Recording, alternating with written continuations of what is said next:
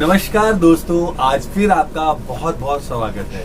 ये हमारी Amazon online business की जो सेकंड सीरीज हमने बनाई है उसका सेकंड वीडियो है। हमने अभी दूसरी सीरीज बनाई है जो अमेज़न वाली, उसका दूसरा वीडियो आज ड्रॉप कर रहे हैं। लास्ट वीडियो में हमने आपको बताया था कि अमेज़न पे काम करने के लिए आपको कुछ चीज़ों की रिक्वायरमेंट्स होती है। उस रिक्वायरमेंट के साथ साथ हमने ये बताया था कि अमेज़न पर अगर आप अपने प्रोडक्ट का फोटोशूट नहीं करवा सकते तो भी आप अपना अमेज़न पे प्रोडक्ट बेच सकते हैं। उसके लिए क्या होता है, दो ऑप्शन होते हैं अमेज़न पे बेचने के लिए।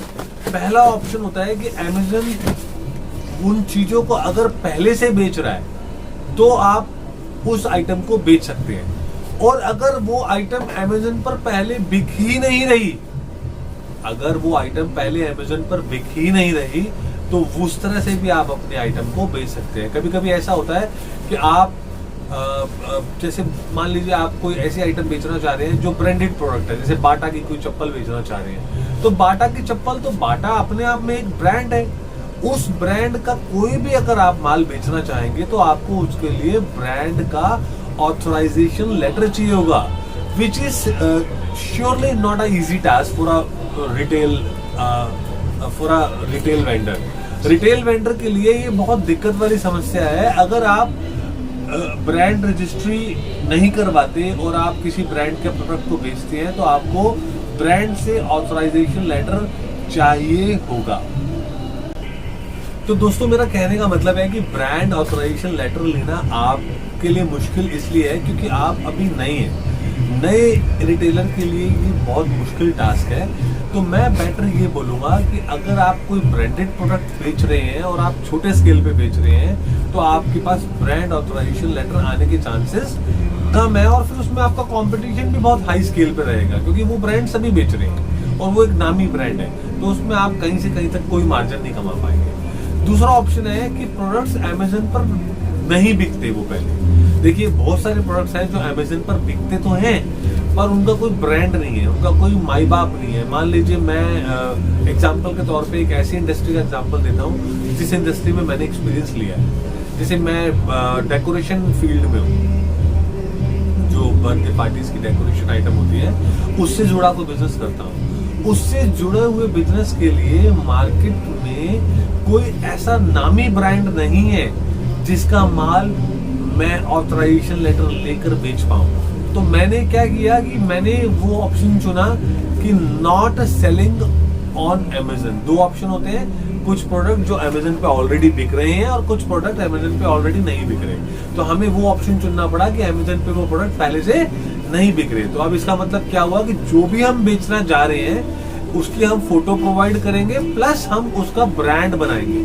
तो ब्रांड बनाने के लिए अमेज़न में एक तरीका है ब्रांड रजिस्ट्री। ब्रांड रजिस्ट्री करवानी पड़ेगी आपको अपनी।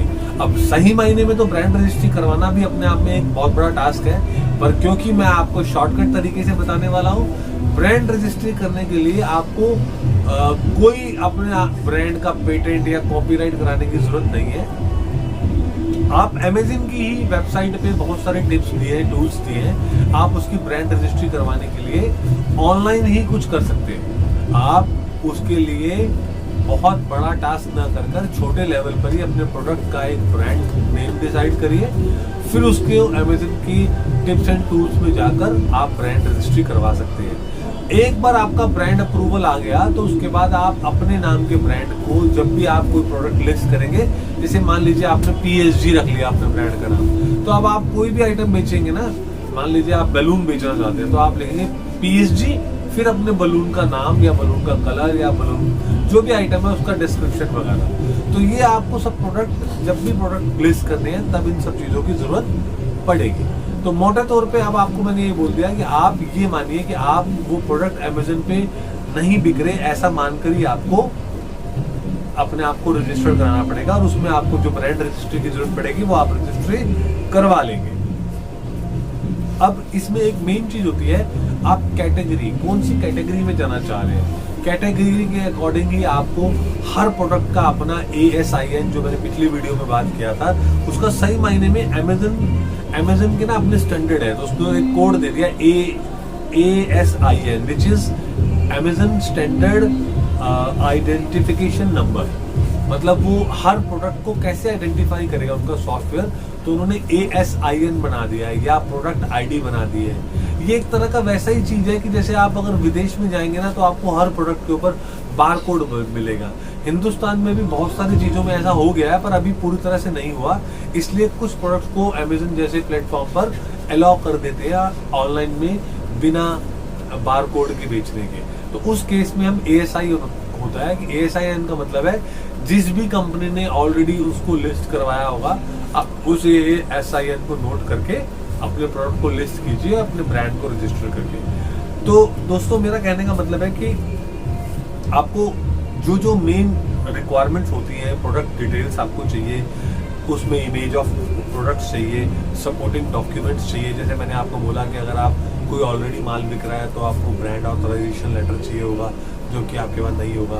अगर आप प्रोडक्ट नया दिखा के बेचना चाह रहे हैं तो आप उसके लिए ब्रांड रजिस्ट्री करवाएंगे। कोई टफ काम नहीं है, सिर्फ ये प्रोसेस बता रहा हूँ। अगर आपको प्रोसेस ही नहीं पता होगी तो आप इस प्रोसेस के पार कैसे जाएंगे। कोई भी धंधा करते हैं, कोई भी दुकान करते हैं, ऑफलाइन करें चाहे ऑनलाइन करें, तो आपको स्टार्टिंग की जो प्रोसेस है उससे होकर ही जाना पड़ेगा ना। आप अमेज़न पर भी जाएंगे तो आपको ये प्रोसेस उतनी इजीली समझ ही नहीं आने वाली। तो इसलिए आपको इस प्रोसेस को इजी बनाने के लिए मैं आपकी मदद करने की कोशिश कर रहा हूँ। आपको GST नंबर चाहिए, मैंने आपको बता दिया। आपको GTIN एक अप्रूवल होता है, जैसे मैंने बताया ना आपके पास ASIN है, ऐसे प्रोडक्ट का एक प्रोडक्ट ID होता है।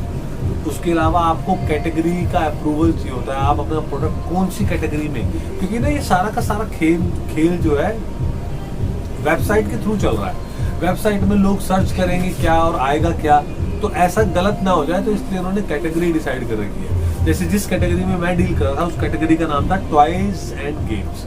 फिर टॉयज एंड गेम्स के अंदर एक सब कैटेगरी थी जिसमें मैं डील कर रहा था पार्टी सप्लाईज। पार्टी सप्लाईज के अंदर जो आइटम दूसरी मैं जो कर रहा था वो था डेकोरेशन। डेकोरेशंस के फिर आप अंदर बहुत सारी कैटेगरी है, मैं बलून्स के अंदर कर रहा था। तो इस तरह से ये कैटेगरी ना आपको एक ऑनलाइन प्रोसेस के थ्रू ही पता लगेगा।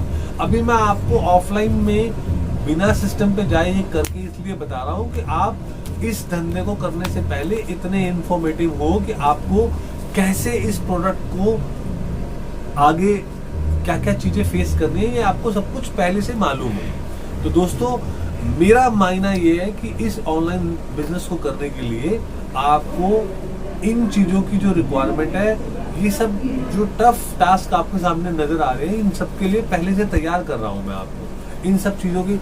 तो दोस्तों आगे मैं इन चीजों का प्रैक्टिकल करके दिखाऊंगा इन फ्यूचर। तो दोस्तों इसी के साथ अब आगे जानने के लिए हम एक और वीडियो आपके लिए बनाएंगे, शॉर्ट वीडियो, जिससे कि हम आपको आगे की प्रोसेस बता सकें। तब तक के लिए दोस्तों आप सबका बहुत धन्यवाद। अगर आपको ये वीडियो थोड़ा सा भी अच्छा लगा हो, इन्फॉर्मेटिव लगा हो, तो प्लीज़ मेरे इस वीडियो को लाइक करें और मेरे इस चैनल को सब्सक्राइब करके मुझे मोटिवेट करें। इसी के साथ मिलते हैं अगले वीडियो में, तब तक के लिए